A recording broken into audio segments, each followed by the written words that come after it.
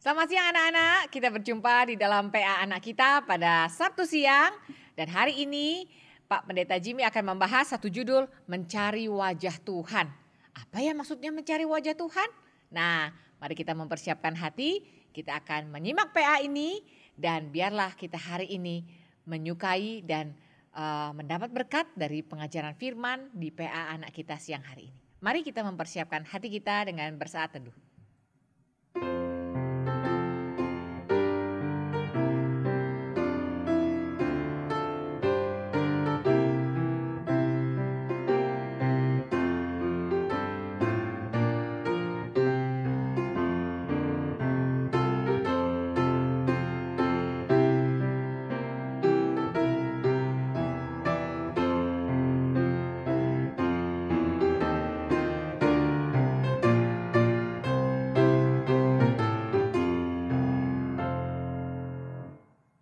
Anak-anak sekalian, mari kita menyanyikan satu pujian yang dikarang oleh Pendeta Stephen Tong. Lagu ini dikarang tahun 1998. Wah, banyak anak-anak belum lahir ya. Ini sudah lama sekali. Tetapi lagu ini membuat kita makin bersukacita mengenal Tuhan. Judulnya adalah Sukacita Tuhan Penuhiku. Mari kita nyanyikan lagu ini satu kali.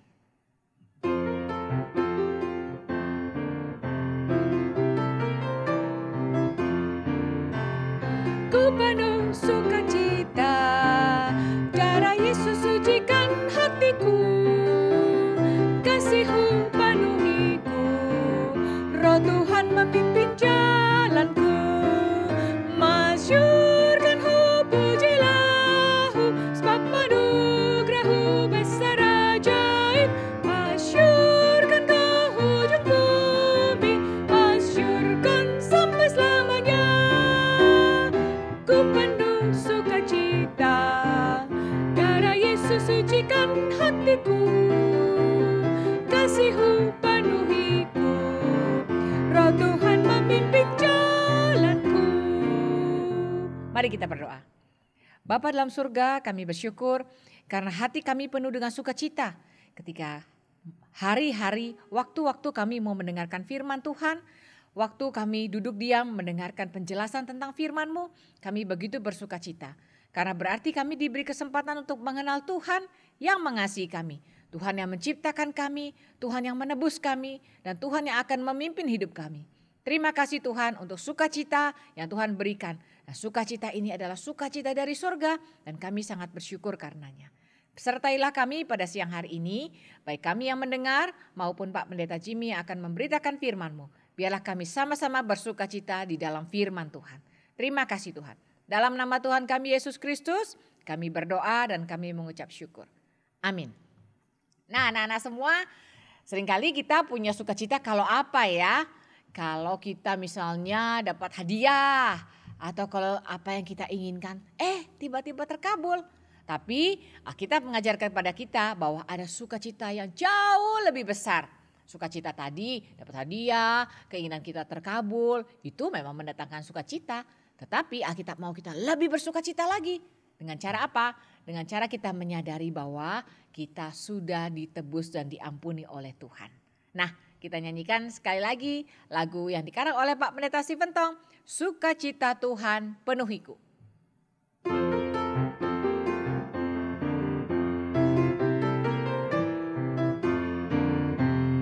Ku penuh sukacita, darah Yesus sucikan hatiku, kasih-Mu penuhiku, Roh Tuhan memimpin jalanku, masyurkan-Hu, pujilah-Hu, sebab anugerah-Hu besar ajaib, masyurkan ke ujung bumi, masyurkan sampai selamanya.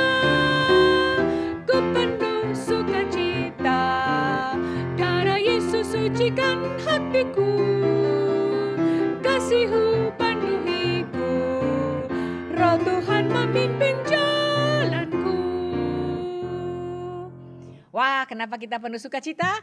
Karena ternyata Alkitab mengatakan hati kita yang berdosa sudah ditebus oleh Tuhan dan diperbaharui. Nah, ini adalah satu sukacita yang besar. Dan kita punya satu lagu baru untuk menyanyikan lagu ini. Lagu ini judulnya Hatiku Diubahkan. Dan ini adalah lagu baru dikarang akhir Januari tahun 2023. Nah, anak-anak masih ingat ya, Ibu Vikaris Alicia Kunius sering menciptakan lagu untuk anak-anak bernyanyi memuji Tuhan. Nah, hari ini ada lagu baru judulnya Hatiku Diubahkan. Hanya 4 baris dan kita akan dengarkan contohnya satu kali lalu kita akan menyanyi bersama-sama.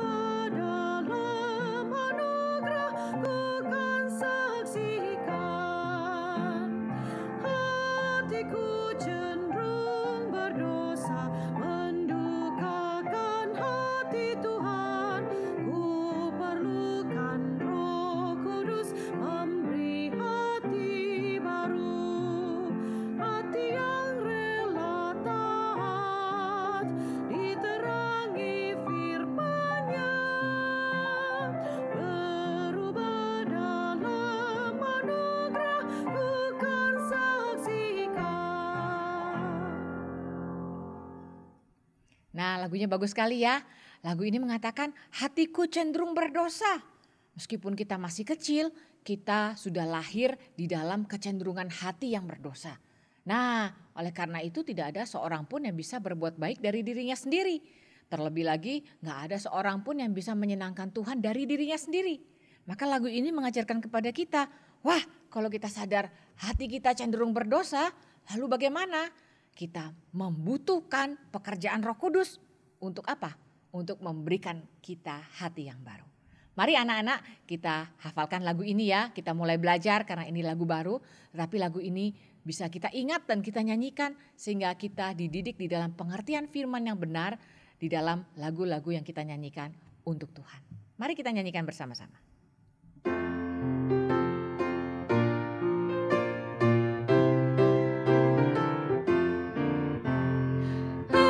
Hatiku cenderung berdosa, mendukakan hati Tuhan. Ku perlukan Roh Kudus memberi hati baru. Hati yang rela taat, diterangi firman-Nya.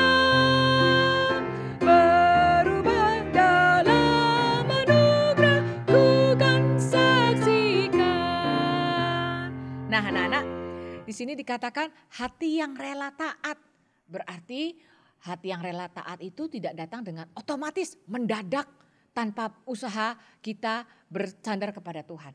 Tetapi hati yang sedikit demi sedikit kita mau belajar taat. Maka di sini ditulis hati yang rela taat. Gimana hati kita bisa rela taat? Kalau kita diterangi oleh firman-Nya. Nah, kita mau mendengarkan firman Tuhan. Lagu ini biarlah menjadi persiapan kita untuk kita mau diterangi oleh firman. Sehingga hati kita perlahan demi perlahan rela taat dan mencintai Tuhan. Mari kita menyanyikan lagu ini menjadi persiapan hati kita.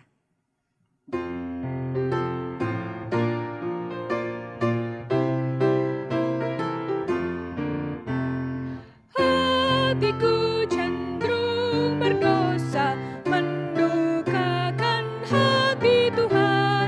Ku perlukan Roh Kudus memberi hati baru. Hati yang rela taat, diterangi firman-Nya. Berubah dalam anugerah, ku kan saksikan.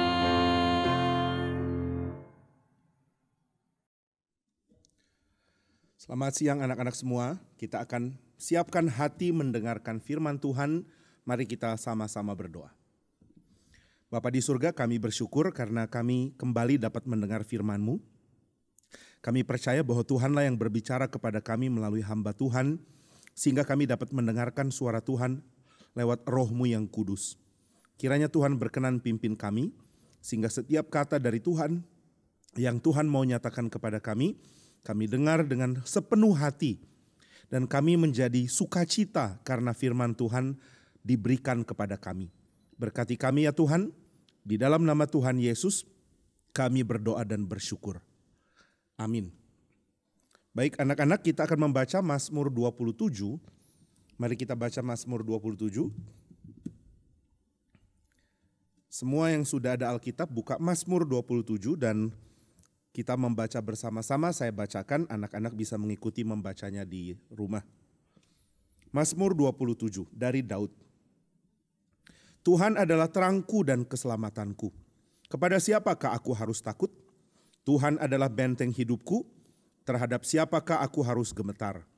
Ketika penjahat-penjahat menyerang aku untuk memakan dagingku, yakni semua lawanku dan musuhku, mereka sendirilah yang tergelincir dan jatuh.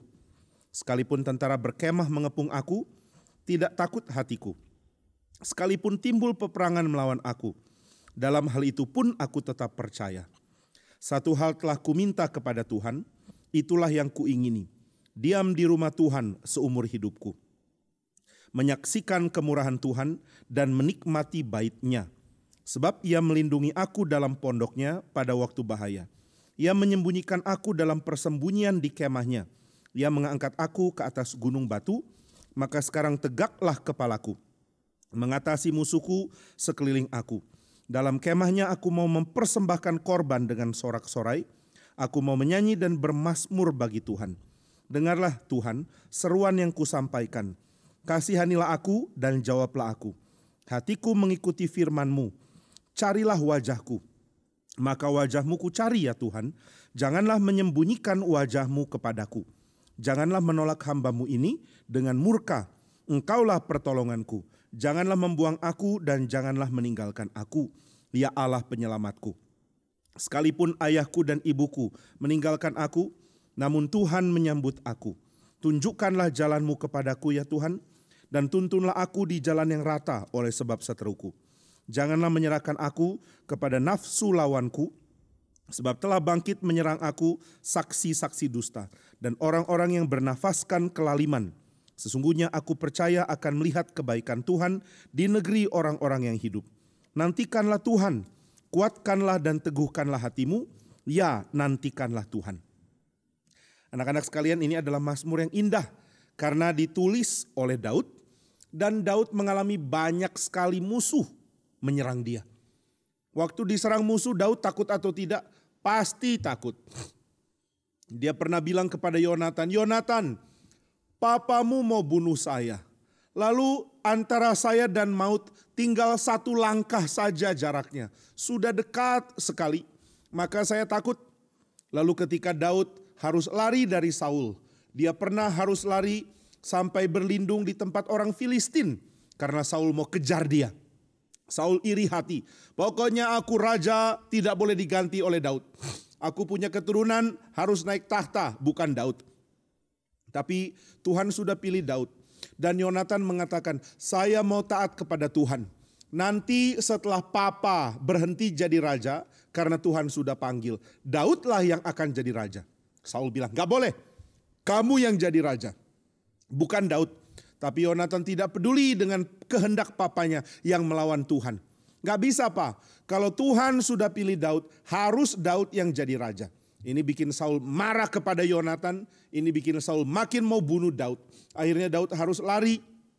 Dan ketika Daud tidak tahu mau bersembunyi di mana. Satu kali dia pernah mau bersembunyi di Gat. Di tempat orang-orang Filistin. Waktu dia mau masuk ke kota Filistin, ada pagar gerbang besar menutupi pintu kota dari Filistin. Dan seluruh kota itu dilindungi oleh benteng. Jadi cara masuk lewat pintu gerbang. Di pintu gerbang dia ketok, bum, bum, bum. Tolong buka pintu, saya mau berlindung di dalam. Tapi ada yang kenal Daud. Itu siapa yang ketok pintu di depan gerbang? Coba lihat. Mereka lihat. Dan ada yang bilang, saya kenal orang itu Daud. Daud yang mana? Daud pemimpin perang dari Israel, Daud anak buahnya Saul, Daud panglima perang dari pasukan Israel. Loh, kalau benar ini Daud, bahaya.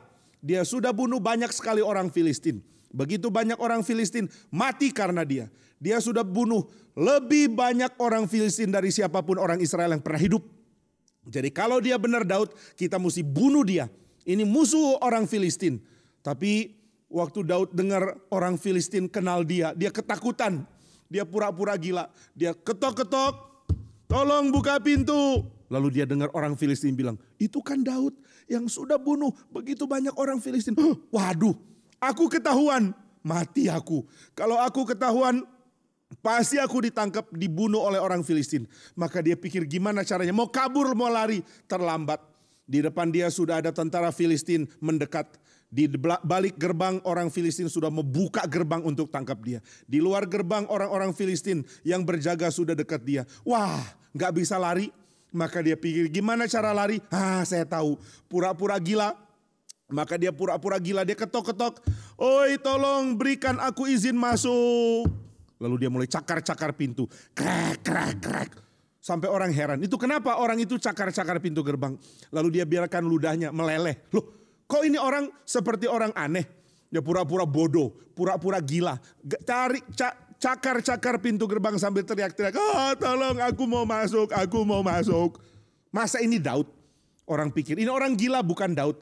Maka raja kota Filistin bilang, tentara sudah jangan tangkap, itu orang gila. Saya kira itu Daud, ternyata cuma orang gila. Sudah biarin aja. Untunglah Daud pura-pura gila, maka dia selamat. Berarti dia banyak sekali kena bahaya. Hidupnya penuh bahaya. Sudah penuh bahaya, apa tidak takut? Pasti takut. Daud takut. Tetapi Daud belajar setiap kali dia takut, dia kembali ingat Tuhan. Apa yang diingat dari Tuhan? Daud mengingat ada beberapa hal. Coba kita baca dari ayat yang ke-20, pasal Mazmur 27 ayat yang pertama. Dikatakan, Tuhan adalah terangku dan keselamatanku. Kepada siapakah aku harus takut?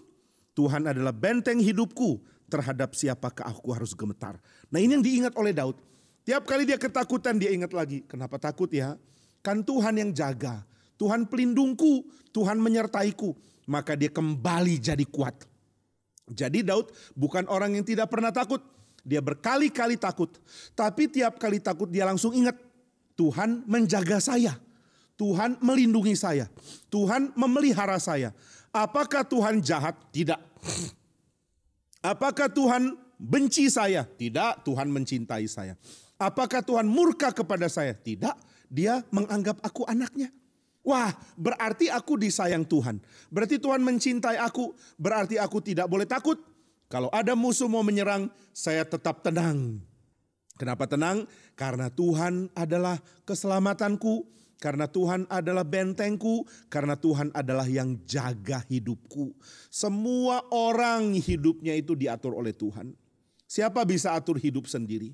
Ada yang bilang, saya tidak mau mati sampai umur 300. Lalu benar-benar tidak mati sampai 300? Nggak bisa. Kita tidak bisa atur hidup kita sendiri. Kita tidak bisa tentukan hidup kita sendiri. Lalu siapa yang atur?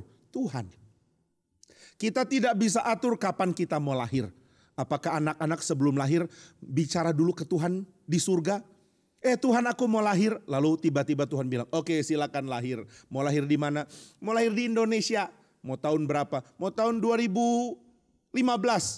Mau di kota mana? Mau di kota Surabaya misalnya. Apakah begitu? Tidak. Karena sebelum kita dikandung di kandungan ibu kita belum ada. Jadi sebelum kita dikandung, kita belum ada. Loh, kalau aku belum ada, aku adanya kapan dong? Kita ada waktu kita ada di dalam kandungan ibu kita. Sebelum ibu kita mengandung kita di mana? Nggak ada di mana-mana.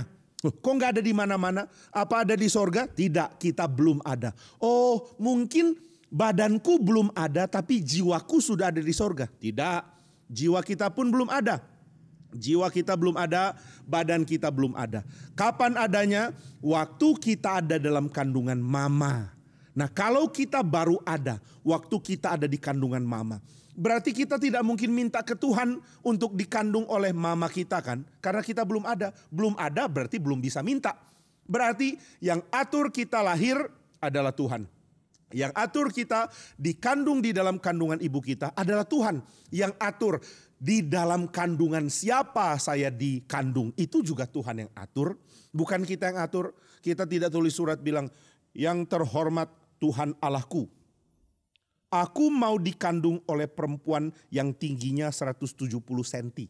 Karena aku tidak mau jadi pendek. Bisa begitu? Tidak. Jadi Tuhan yang atur. Lalu kita lahir, Tuhan yang atur. Waktu lahir kita bisa bernafas, juga Tuhan yang atur. Kok bisa ya? Waktu bayi begitu lahir, langsung dikasih tepukan sama dokter. Lalu dia mulai nangis. Siapa yang ajar harus nangis? Gak ada yang ajar. Bisa tahu sendiri. Kenapa mesti nangis? Supaya paru-parunya mulai berkembang. Waktu kita dalam kandungan, paru-paru belum terpakai. Karena kita belum bernafas pakai udara. Kita perlu oksigen? Perlu. Tapi kita dapat oksigen dari darah yang dialirkan dari tubuh mama kita kepada kita. Jadi kita belum bernafas. Karena di dalam kandungan tidak ada udara, mana mungkin bernafas. Jadi waktu di dalam kandungan kita dapat oksigen dari mama. Kita dapat nutrisi dari mama. Kita dapat gizi dari mama. Kita dapat pertumbuhan karena ada makanan yang dialirkan lewat aliran darah dari mama ke kita. Tapi begitu lahir sudah mesti bernafas. Lalu begitu lahir langsung teriak bernafas, paru-parunya mengembang. Maka bayi nangis supaya bisa bernafas. Begitu lahir, wah, nah dia mulai bernafas. Siapa yang ajar ya? Apakah di dalam perutnya mama ada les waktu lahir? Ada guru les, bayi-bayi nanti kalau lahir nangis ya? Ada? Tidak ada. Siapa yang kasih tahu bayi waktu lahir langsung nangis? Gak ada yang kasih tahu, ada insting. Siapa yang taruh insting di dalam dirinya? Tuhan. Jadi Tuhan yang tentukan kita untuk dikandung. Tuhan yang tentukan kita untuk lahir. Tuhan yang tentukan kita untuk hidup. Tuhan yang pelihara kita sehingga kita benar-benar bisa hidup. Jadi hidup kita di tangan Tuhan, mati juga di tangan Tuhan. Kita hidup sampai umur berapa ya? Nggak tahu. Kalau anak-anak tanya, Pak Jimmy kira-kira Pak Jimmy mati umur berapa? Ya nggak tahu. Siapa yang tahu mati umur berapa? Nggak ada. Lalu siapa yang tahu? Tuhan. Siapa yang atur? Tuhan. Maka saya hidup karena Tuhan yang atur. Saya mati juga karena Tuhan yang atur. Jadi kalau belum waktunya Tuhan atur saya mati. Saya tidak akan mati. Kalau Tuhan mengatakan sekarang waktunya kamu pulang ke surga, maka saya akan mati. Jadi Daud kembali tenang. Oh iya ya, kan Tuhan adalah keselamatanku. Tuhan adalah benteng hidupku. Kenapa mesti takut ya? Jadi di dalam keadaan paling menakutkan pun Daud belajar tidak takut. Pernah satu kali Daud ada 600 orang tentara berlindung di dalam gua-gua di sebuah bukit, di sebuah gunung batu. Kenapa mereka berlindung? Karena Saul sudah kepung jalanan di sekitar mereka dengan 10.000 tentara. Waduh, 10.000. Daud cuma punya 600. 600 tentara lawan 10.000 tentara, pasti yang 600 kalah. Maka Daud berlindung, tetapi Saul sudah kurung. Daud ketakutan sekali. Tuhan tolong bebaskan aku. Dan Tuhan bebaskan. Tuhan izinkan Saul mendadak sakit perut. Masuk ke dalam gua untuk buang air. Padahal di situ ada Daud. Daud bisa bunuh. Tapi Daud tidak bunuh. Daud cuma potong ujung jubah Saul. Waktu Saul sudah keluar, Daud bilang, Saul, lihat ujung jubahmu. Sudah saya potong. Kalau saya mau, saya bisa memotong engkau dan matikan engkau. Tapi saya tidak lakukan itu. Tolong jangan kejar saya lagi. Nah, waktu itu Tuhan langsung bikin hati Saul menyesal. Oke, saya tidak mau kejar Daud lagi. Jadi Tuhan yang selamatkan Daud. Jadi Daud belajar percaya, oh iya ya, kan Tuhan yang atur hidup saya. Ya sudah, saya belajar tidak takut lagi. Masih takut? Kadang-kadang masih. Terus bagaimana kalau takut? Berusaha ingat, Tuhan adalah keselamatanku. Tuhan adalah benteng hidupku. Tuhan adalah yang memberikan aku nafas. Tuhan juga yang akan menarik kembali nafas hidupku. Nah, ini yang pertama ya. Jadi Daud takut. Bagaimana supaya tidak takut lagi? Dia mengingat Tuhan adalah keselamatanku dan Tuhan adalah bentengku. Ini pertama. Lalu yang kedua, kalau takut bagaimana? Ayat yang keempat, dan 5 dan seterusnya dikatakan, satu hal telah kuminta kepada Tuhan, itulah yang kuingini, diam di rumah Tuhan seumur hidupku, menyaksikan kemurahan Tuhan dan menikmati bait-Nya. Hal yang kedua yang bikin Daud tidak takut adalah dia minta supaya dia bisa di tengah-tengah umat Tuhan menikmati penyertaan Tuhan. Ini yang kedua. Tadi yang pertama apa? Mengingat Tuhan adalah keselamatanku, Tuhan adalah benteng hidupku. Itu yang pertama. Lalu yang kedua, Daud mengingat saya adalah bagian dari umat Tuhan. Dan saya mau menikmati Tuhan di dalam kelompok yang namanya umat Tuhan. Yang menyembah Tuhan di bait suci. Nah, di dalam gereja Tuhan sudah mengatakan orang percaya adalah bait suci. Jadi kalau kita berkumpul bersama dengan orang percaya, kita menikmati Tuhan di dalam bait sucinya. Mana bait sucinya? Kita orang Kristen adalah bait sucinya. Jadi waktu kita kumpul beribadah bersama-sama dengan orang Kristen, kita menikmati Tuhan. Waduh, ini bikin aku tenang. Daud kembali menjadi tenang karena dia mengingat aku menerima berkat Tuhan bersama dengan umat Tuhan. Jadi Daud tidak berpikir egois. Tuhan, aku ketakutan, lindungilah aku. Daud mengingat, selain aku, lindungilah juga orang-orang yang lain umatmu. Lindungilah bangsa Israel. Nah, ini yang anak-anak harus tahu. Kalau kita takut, kita mengatakan Tuhan lindungilah umatmu, lindungilah kami. Jangan cuma pikir hanya ada aku sendiri dijaga oleh Tuhan. Selain kamu dijaga oleh Tuhan. Orang-orang lain, saudara seimanmu juga dijaga oleh Tuhan. Jadi Tuhan jaga mereka sama seperti Tuhan jaga kamu. Tuhan mencintai mereka sama seperti Tuhan mencintai kamu. Nah, Daud belajar seperti itu. Oh, aku sekarang sadar. Aku dikejar-kejar oleh Saul. Aku ketakutan. Tapi aku kembali jadi berani. Karena aku ingat.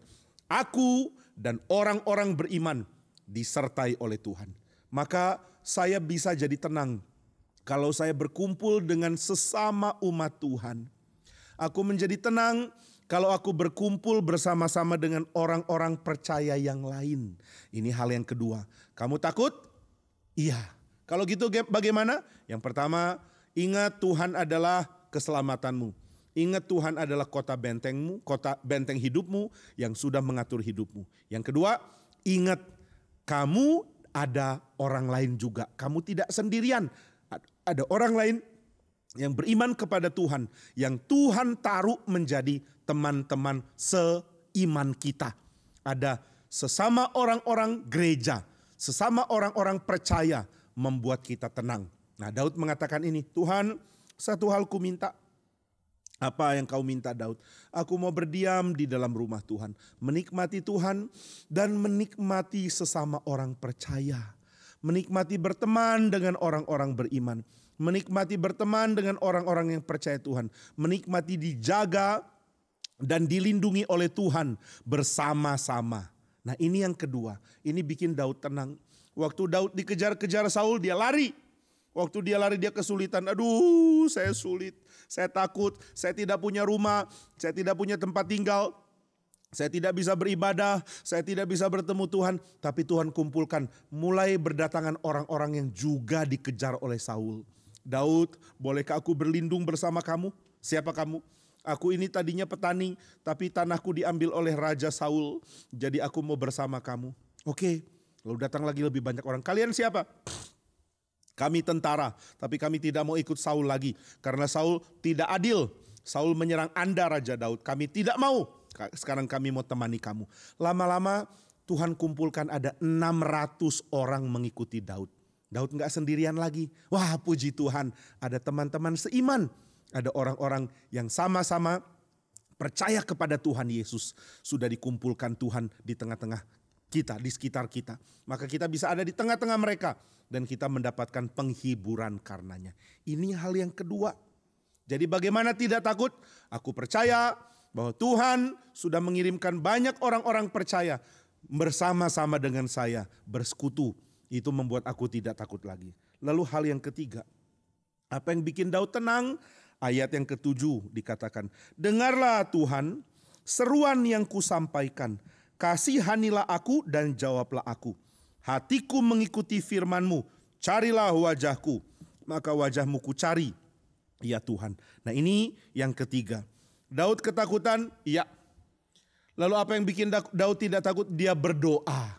Berdoanya minta apa ya? Tuhan minta dibebaskan, pasti. Tapi ada satu doa lagi yang dia lakukan. Tuhan, aku mau dibebaskan dari musuh. Kalau Tuhan tanya, kenapa kamu minta dibebaskan dari musuh? Jawaban Daud bagaimana ya? Apakah Daud jawab, oh bebaskan aku dari musuh. Kenapa? Oh supaya aku tenang, supaya tidak ada musuh, supaya bisa main-main. Bukan, Daud mengatakan bebaskan aku dari musuh. Kenapa? Supaya aku bisa menikmati wajahmu. Aku merindukan engkau Tuhan. Daud ingin berhenti dikejar-kejar, dia capek. Tapi dia juga mau supaya dia aman, supaya dia bisa beribadah kepada Tuhan. Daud minta kesempatan boleh beribadah kepada Tuhan. Maka Daud minta, Tuhan bebaskan aku dari musuhmu. Supaya apa? Supaya aku dapat mencari wajahmu. Ini sama dengan yang dialami Musa. Ketika Musa pimpin Israel ke Gunung Sinai. Musa naik ke Gunung Sinai untuk terima 2 loh batu. Waktu itu orang Israel di kaki Gunung Sinai menyembah lembu emas. Mereka bertindak liar, mereka pesta seperti orang gila.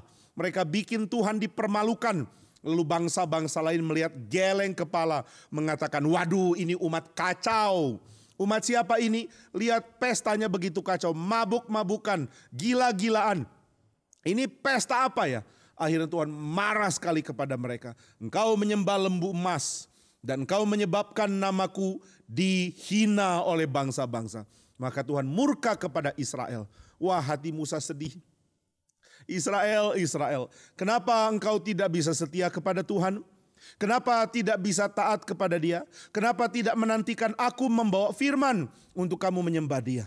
Akhirnya Musa begitu kecewa, begitu sedih, begitu takut. Dia takut kalau Tuhan marah dan orang Israel dihukum habis. Maka dia minta, Tuhan ampuni orang Israel. Dan setelah itu dia minta, Tuhan izinkan aku memandang kemuliaan-Mu. Ini doa yang indah sekali ya. Izinkan aku memandang kemuliaan-Mu. Kenapa mau memandang kemuliaan Tuhan? Karena itu membuat hatiku tenang. Nah ini yang Daud juga minta. Tuhan, aku minta dapat ketenangan. Aku dikejar-kejar, aku takut. Aku mau dibunuh musuhku, aku takut. Tolong bebaskan. Setelah dibebaskan apa? Setelah dibebaskan, aku mau mencari wajah-Mu. Banyak orang berdoa sama Tuhan, minta Tuhan kasih ini, kasih itu. Tapi setelah dikasih bikin kita makin jauh dari Tuhan. Orang minta uang, Tuhan kasih uang yang banyak. Setelah punya uang banyak, foya-foya, beli barang-barang yang dia suka lalu lupa sama Tuhan. Ada yang minta Tuhan kasih aku pacar, kasih aku pasangan. Akhirnya dapat pacar, sudah menikah, lupa sama Tuhan. Ada yang minta Tuhan aku sudah lama menikah mau punya anak. Sudah punya anak lupa sama Tuhan. Ada anak-anak yang minta juga Tuhan tolong supaya dapat sekolah bagus. Sudah dapat sekolah bagus tidak ingat Tuhan. Jadi banyak orang cuma tahu minta. Setelah minta makin jauh dari Tuhan. Daud tidak begitu. Dia mengatakan Tuhan bebaskan aku dari musuh-musuhku. Aku sudah hampir dimatikan oleh mereka, tolong. Setelah kamu ditolong kamu ngapain? Aku mau mencari wajah-Mu. Aku mau menjadi tenang karena bisa beribadah kepadamu. Aku mau ditenangkan oleh kehadiran Tuhan. Ini permintaan yang suci, yang indah, yang bagus, yang Tuhan senang. Tuhan senang ketika orang mengatakan, Tuhan aku mau berdekat dengan Tuhan. Aku mau kenal Tuhan. Aku mau memandang wajah-Mu. Aku mau menikmati Tuhan. Ini bikin hati Tuhan senang. Nah itu sebabnya Daud setelah minta Tuhan berikan keamanan, berikan ketenangan, berikan kenyamanan dari musuh-musuh. Berikan kenyamanan, tidak lagi ketakutan. Berikan ketenangan hidup.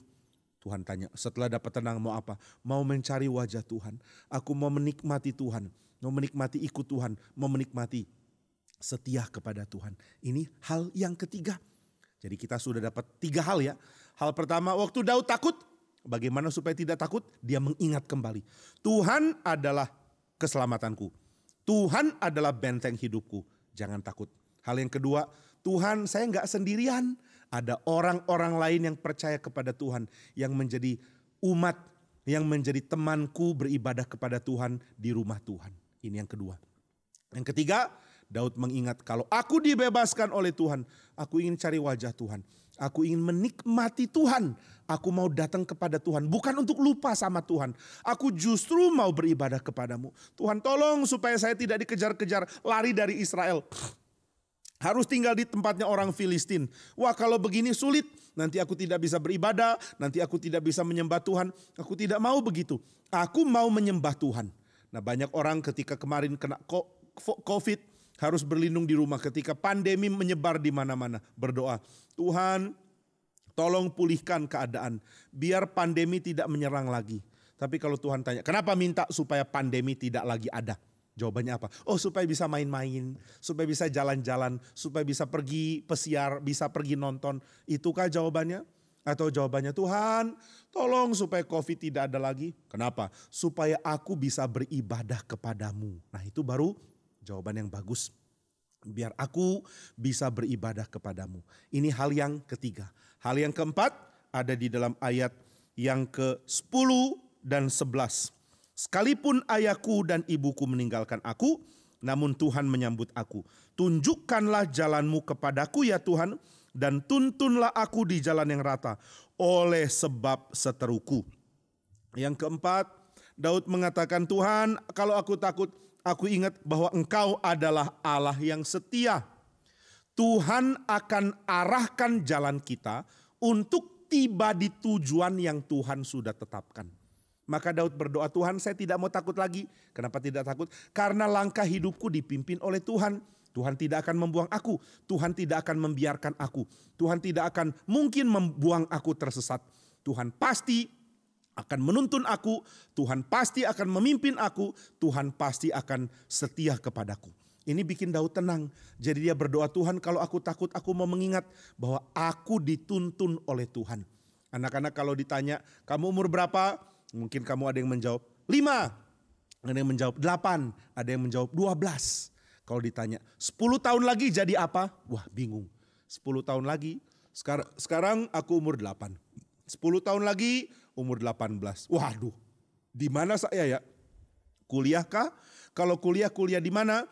Kalau kerja di mana? Kalau masih belajar di mana? Jangan-jangan masih SMA. Sudah 18 tapi terus masih SMA. Mungkin gak naik kelas. Waduh, nanti ke depan aku jadi apa ya? Gak tahu.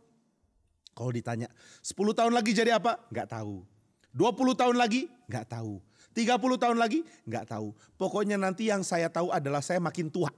Tapi saya jadi apa? Saya tinggal di mana? Saya akan dengan siapa? Saya gak tahu. Waduh, kalau nggak tahu, bagaimana bisa punya keyakinan bahwa hidupmu akan baik-baik saja?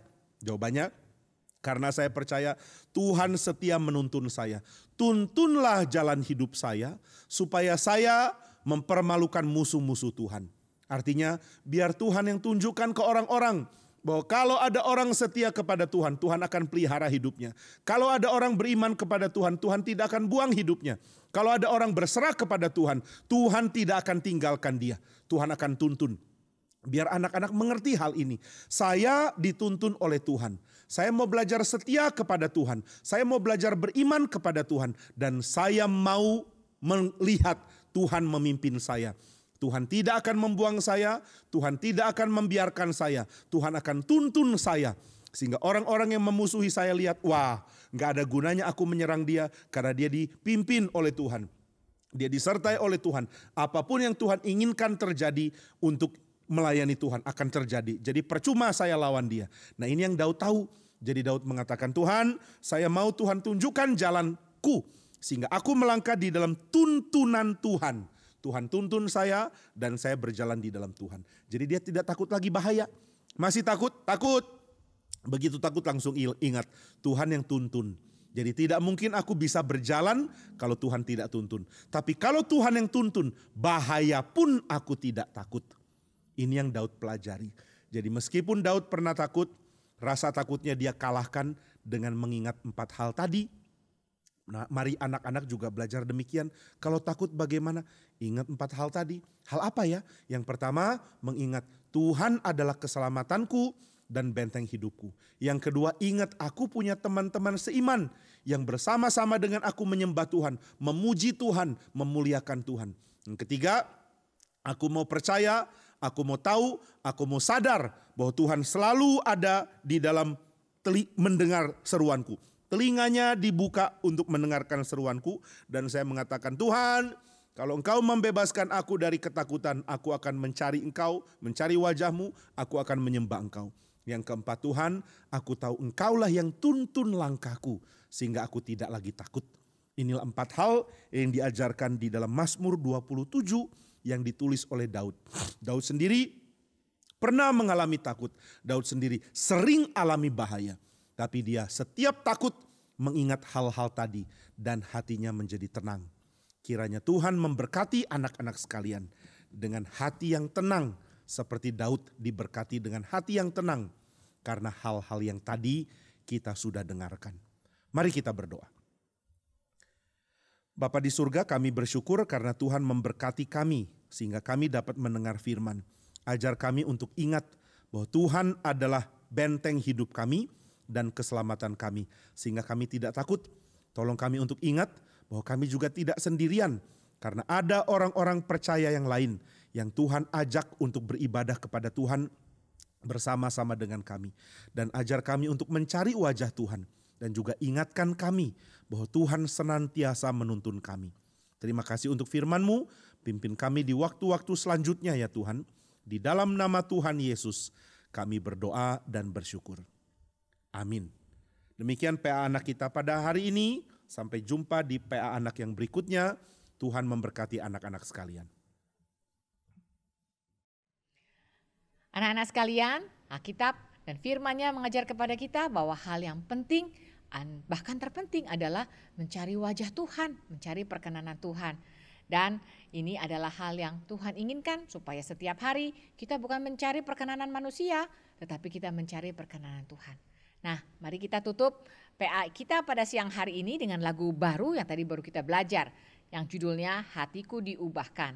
Nah, bagi anak-anak yang mau belajar lagu ini, ada di YouTube channel GRI Bandung. Kalau kalian cari di playlist, ada di KUR dan lagu anak.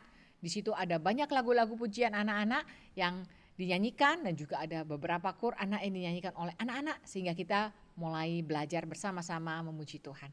Mari kita menyanyikan lagu ini 2 kali sebagai satu pujian menutup PA Anak kita pada siang hari ini.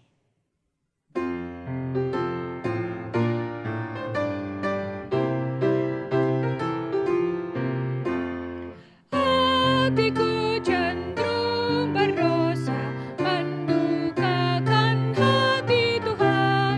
Ku perlukan Roh Kudus memberi hati baru, hati yang rela taat diterangi firman-Nya, berubah dalam anugerah ku kan saksikan.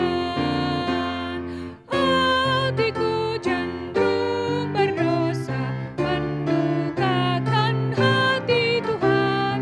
Ku perlukan Roh Kudus memberi hati baru, hati yang rela taat diterangi firman-Nya, berubah dalam anugerah ku kan saksikan. Mari kita berdoa. Bapa dalam surga, kami bersyukur karena ketika kami diberikan hati yang baru, kami sadar bahwa ada bagian kami untuk bertahap mau dipimpin oleh firman Tuhan. Yang Tuhan tidak pernah membiarkan kami berjalan sendirian. Kami diterangi oleh firman-Mu. Kami mendapat kesempatan belajar firman-Mu. Sehingga kami tidak tersesat. Dan kami tahu Tuhan dengan sabar menanti kami berubah. Tuhan dengan sabar dan anugerah-Mu yang besar menanti kami berubah sehari demi sehari. Dan kami mau berubah menjadi makin baik yang memperkenan hati Tuhan. Supaya kami belajar menjadi orang-orang Kristen yang menyenangkan hati-Mu saja. Terima kasih Tuhan, pakai kami anak-anak-Mu yang masih kecil. Meskipun kami masih kecil, kami mau belajar menyenangkan hati Tuhan kami yang telah mengasihi kami terlebih dahulu. Terima kasih. Dalam nama Tuhan kami Yesus Kristus, kami berdoa dan kami mengucap syukur. Amin. Anak-anak sekalian, kita akan berjumpa lagi di Sabtu depan jam 1 siang waktu Indonesia bagian Barat. Ajak teman-temanmu di sekolah, saudara-saudaramu, sepupumu, supaya banyak orang diterangi hatinya oleh firman Tuhan. Sampai jumpa. Dah.